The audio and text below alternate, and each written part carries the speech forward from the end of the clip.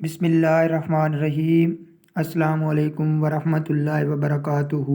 आज की वीडियो में टैब में एनएसबी अकाउंट की इंस्टॉलमेंट और अखराजात को कैसे ऐड करते हैं, और ख़ास तौर पर जो मेरा फोकस होगा वो पीटी कैश के मतलब होगा कि पीटी कैश क्या है और इसको कैसे अकाउंट में ऐड करते हैं। सबसे पहले आपने अकाउंट्स में जाना है, उसके बाद फिर आपने एनएसबी अकाउंट को सिलेक्ट करना है। उसको सिलेक्ट करने के बाद आपने अपना करंट ईयर सिलेक्ट करना है। फिर आपने अपने मुतलका बैंक का नेम लिखना है और आईबीएन अकाउंट नंबर की जगह पे अकाउंट नंबर लिखना है। अगला जो प्रोसीजर होता है, फिर आपने अपनी अकाउंट स्टेटमेंट में से जितनी भी इंस्टॉलमेंट आपके अकाउंट में आई हैं वो एंटर करनी होती है। आपने फिर ऐड रिसीट पे क्लिक करना है, जैसा कि आपको ऐड रिसीट का बटन ऊपर नज़र आ रहा है।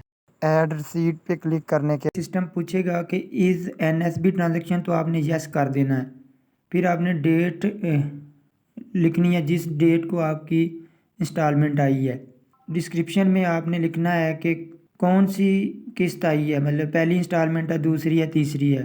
उसके बाद आपने अपनी अमाउंट दर्ज करनी है यहाँ पे, और इसमें वोचर नंबर जो होता है वो ऑप्शनल होता है। फिर आपने ऐड रिसीट पे क्लिक कर देना और यस कर देना है। एनएसबी की एक रिसिप्ट है वो ऐड होगी। इसी तरह आपने दूसरी भी कर लेनी है, तीसरी भी और चौथी भी। इस तरह ये आपका प्रोसीजर जो है वो मुकम्मल हो जाएगा।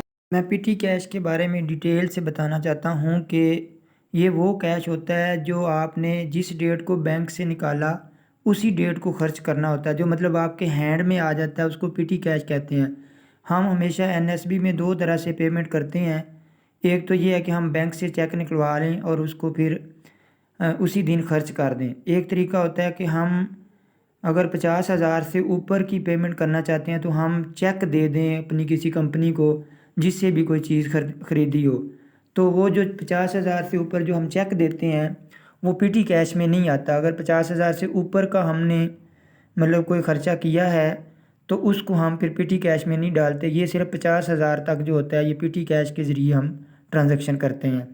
अब आप गौर से देखें कि हम पीटी कैश को कैसे ऐड करते हैं। अपने एक्सपेंस ऐड करने से पहले हमने bank to PT cash transaction करनी है। पूछेगा कि इज़ एनएसबी ट्रांजैक्शन, तो आपने यस कर देना है। उसके बाद आपने डेट सेलेक्ट करनी है। वो डेट जो आपकी जिस दिन आपने चेक कैश करवाया है वो वाली डेट आपने यहाँ पे सिलेक्ट कर लेनी है, और उसी दिन को हमने वो अमाउंट जो है वो ख़र्च करनी होती है।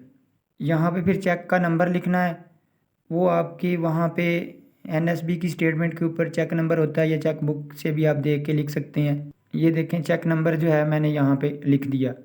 उसके बाद आपने अमाउंट लिखनी है, जितना चेक आपने कैश करवाया था वो वाली अमाउंट यहाँ पे आ जाएगी, और इसको फिर ट्रांसफ़र बटन पे क्लिक कर देना है।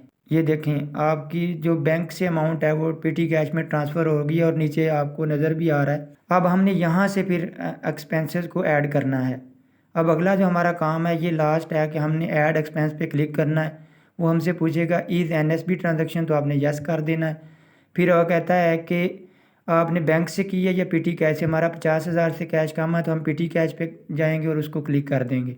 पीटी कैश से आपने ट्रांजैक्शन की। फिर आपने डेट सेलेक्ट करनी है जिस डेट को आपने खर्चा किया। कोशिश करनी है कि जिस डेट को पैसे निकलवाए हैं वही डेट आपने सेलेक्ट करनी है। वाउचर नंबर यहाँ पे ऑप्शनल है, लिखें ना लिखें। इसके बाद आपने कैटेगरी सेलेक्ट करनी है। कैटेगरी सेलेक्ट करने के बाद जो भी आपने काम करवाया स्कूल का, इन ऑप्शन में से एक ऑप्शन आपने सेलेक्ट करना है। ये सारे ऑप्शंस दिए हुए हैं, यहाँ पे आपने गौर से पढ़ लेना। जो काम भी आपने करवाया है उसके अगेंस्ट आपने वो ऑप्शन अपना सेलेक्ट कर लेना है। तो यहाँ पे मैंने बिल पे किया था तो यूटिलिटी पेमेंट का मैंने सेलेक्ट कर लिया। फिर इलेक्ट्रिसिटी मैंने सेलेक्ट किया। आप जो भी ऑप्शन सेलेक्ट करेंगे उसकी डिस्क्रिप्शन आ जाएगी। अब यहाँ पे आपने एक छोटी सी डिस्क्रिप्शन देनी है कि उसमें हमने क्या किया। अब मैं यहाँ पे लिख देता हूँ कि मैंने किस माह का बिल जो है वो पे किया। अब गौर करें यहाँ पे अब हमने अमाउंट अपनी लिखनी है। जो भी आपने ख़र्चा किया वो अमाउंट यहाँ पे आ जाएगी, और इसको ऐड एक्सपेंस पे क्लिक करके यस कर देना है। ये देखें सक्सेसफुली जो है वो ऐड हो गया, और ये हमारा ख़र्चा जो है वहाँ पे शो भी हो रहा है कि कितना ख़र्चा किया है। अब हम इसको चेक भी कर सकते हैं मंथ वाइज कि किस मंथ में हमने कौन सा ख़र्चा किया।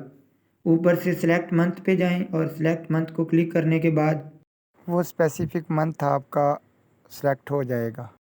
अगर आप पूरे ईयर का ख़र्चा चेक करना चाहते हैं और जो भी आपने एनएसबी की डिटेल्स पूरे ईयर के अंदर लिखी हैं वो चेक करना चाहते हैं, तो आप जो मंथ है उसको अनसेलेक्ट कर लें, स्पेसिफिक मंथ को सिलेक्ट ना करें।